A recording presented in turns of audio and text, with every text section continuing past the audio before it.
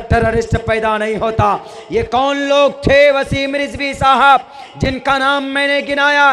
ये वो लोग थे जो इंडियन फ्रीडम फाइटर थे, जो भारत का स्वतंत्र सेनानी थे, जिन्होंने सर पे कफन बांधकर एक हाथ में कुरान लेकर दूसरे हाथ में तलवार लेकर अंग्रेज साम्राज्य के सामने खड़े हो गए थे। अंग्रेज के रोंगटे खड़े हो जाते थे कि आखिर कौन सी ताकत है इन मुसलमानों के पास कि हर तीसरे दिन सर पे कफन बांधकर खड़े हो जाते। आपको मालूम नहीं वसीम रिजवी साहब, अंग्रेज दांपता था, अंग्रेज डरता था किनको देखकर? इन्हीं कुरान करीम के पढ़ने वालों को देखकर। आज तुम कुरान के 26 आयतों को निकालने की बात करते हो, तुम जाहिल हो। जहालत कूट कूट कर आपके दिलो दिमाग के अंदर भरा गया है। नहीं तो कुरान को पढ़कर देखो। कुरान करीम के पढ़ने वाले थे जो 70,000 थे, फांसी के फंदे पर लटक गए थे, तब जाकर ये देश आज़ाद हुआ था। कुरान पढ़ने वाला कोई भी आतंकवाद नहीं हो सकता। कुरान पढ़कर अब्दुल्ला सालिम पैदा होता है, कुरान पढ़कर नौशाद सल्फी पैदा होते हैं, कुरान पढ़कर हमारे अकाबरीन पैदा होते हैं, कुरान पढ़कर अमन और शांति फैलाने वाला पैदा होता है, जालिम और तशद्दुद पैदा नहीं होता। कुरान पढ़कर कोई भी आदमी गलत रास्ते पर नहीं जाता। कौन सा कुरान पढ़ा था नाथूराम गौडसे ने? बताओ। गांधी जी की हत्या की थी, कौन सा कुरान पढ़ा था सावरकर ने? बताओ जिसने अंग्रेज से जाकर हाथ मिलाया था।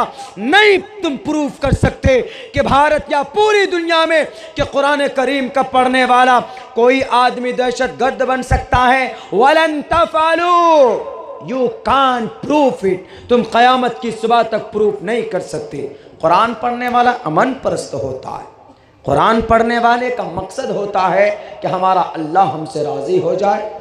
कुरान में किसी भी हिंदू को मारने का आदेश नहीं, किसी भी मुशरिक पर जुल्म करने का आदेश नहीं। कुछ आयतों को सामने रखकर कि देखिए जी कुरान में क्या कहा गया कि नमाज पढ़ो, कुरान में कहा गया अजान दो, कुरान में कहा गया ये सिर्फ एक अल्लाह की सुनते हैं, एक अल्लाह को मानते हैं। तो एक अल्लाह को मानना कोई पाप नहीं, एक अल्लाह को मानना पाप नहीं, बल्कि एक अल्लाह की पूजा की बात कही गई।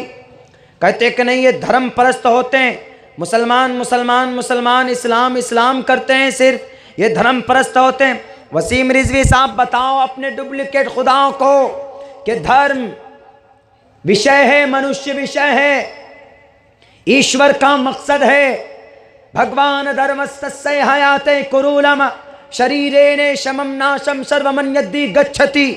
वसीम रिजवी साहब आपकी जुबान खत्म हो जाए, आपके दांत टूट जाएं, आपकी हड्डियां सड़ जाएंगी, आपकी गोश्त खत्म हो जाएंगे। व्हेन यू विल डाई, जब आप मरोगे सड़ जाओगे, कुछ नहीं होगा। अल्लाह के पास क्या जाएगा? आपका धर्म जाएगा, आपका कर्म जाएगा। आप कहते हो कि धर्म परस्त लोग हैं ये। हाँ हम धर्म परस्त हैं, लेकिन वो धर्म जो किसी पर जुल्म का ऑर्डर नहीं करता। और धर्म जरूरी, भगवान धर्मस्तस्य हयाते, धर्म कोई भी ईश्वर के तरफ से आता, ईश्वर के सिस्टम को धर्म कहा जाता। भगवान धर्मस्तस्य हयाते कुरूलम शरीरेने शमम नाशम सर्वमन्यद्धि गच्छति। इंसान का शरीर मट्टी में डालने के बाद शरीरेने शमम नाशम, नाश हो जाएगा, खत्म हो जाएगा। लेकिन आदमी का जो कर्म होता है, जो अच्छे अमल होते हैं, वो उसका बाकी रहेगा। तो हमारा जो कर्म है, सपोज दैट हम नमाज पढ़ते हैं, 5 वक्त की नमाज पढ़ते हैं, हमारा क्या मकसद होता है कि हमें पुण्य मिले, हम अल्लाह के नज़र में इज्जतदार बन जाए, मरने के बाद हम कामयाब हो जाए, यही मकसद होता है हमारा। अगर हम इस्लाम को फॉलो करते हैं तो क्या है इस्लाम की बेसिक रूल? एक अल्लाह को मानो, या अय्युहन्नास क़ूलू ला इलाहा इल्लल्लाह तुफ़्लिहू। तमाम लोगों को मुखातब करके मोहम्मद ने कहा था कि ला इलाहा इल्लल्लाह माबूद, अल्लाह को मान लो, अल्लाह को ही माबूद मानो। अगर अल्लाह को माबूद मानना गुनाह होता, अगर नमाज पढ़ना पाप होता, तो श्री रामचंद्र जी नहीं कहते हनुमान जी को कि पथमादार का जीवा दियोद दियन मुझियते तृतीयानन को डला कार्य चतुर्थ देव चंद्र का पंचम बिंदु संयुक्ता। नहीं कहते कि तुम साष्टांग करो, और साष्टांग को अरबी में अस्सला नमाज बोलते हैं। साष्टांग मतलब 7 body of parts of body 7 Ashtanga 8 part पर इबादत करो, और वो नमाज में ही होती। जब आप नमाज पढ़ते हैं तो आपके 8 अंग ज़मीन पर लगते हैं। पैर, घुटने यानी दोनों अंगूठे, घुटने, उसके बाद फिर आपके ये दोनों हाथ लगते हैं, उसके बाद फिर ये नाक और ये पेशानी गिन लीजिए, 8 ही होता। 100 अष्ट अंग की तालीम कौन दे रहे हैं? श्री रामचंद्र जी दे रहे हैं हनुमान जी को। कोई पाप नहीं, एक अल्लाह को, एक ईश्वर को मानना पाप नहीं, जुर्म नहीं। अच्छा, किस बुनियाद पर उन्होंने कहा कि कुरान करीम के 26 आयत निकाले जाए? कौन सी आयत है?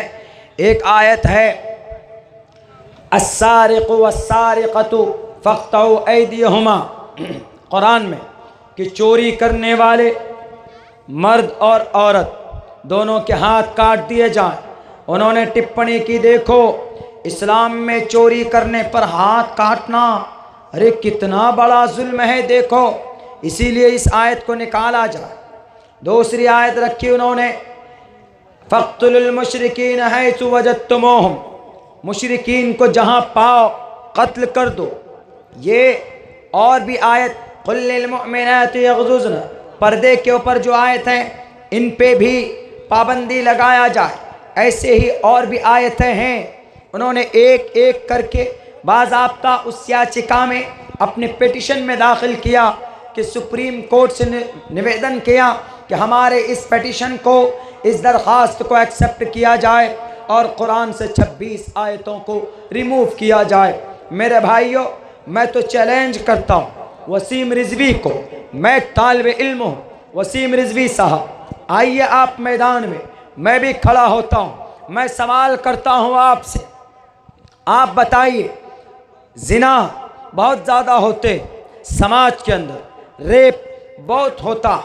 रेप उमूमन क्यों होता है?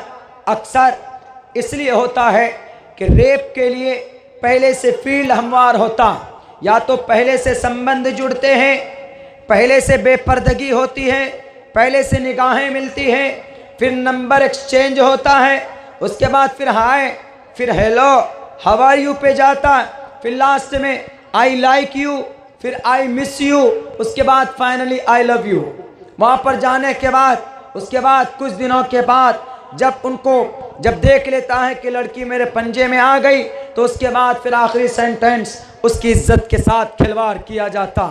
मेरे भाइयों, मेरे साथियों, जिना क्यों होते? जिना इसलिए होते शरीयत के खिलाफ काम होता। तो जिना करने वाले को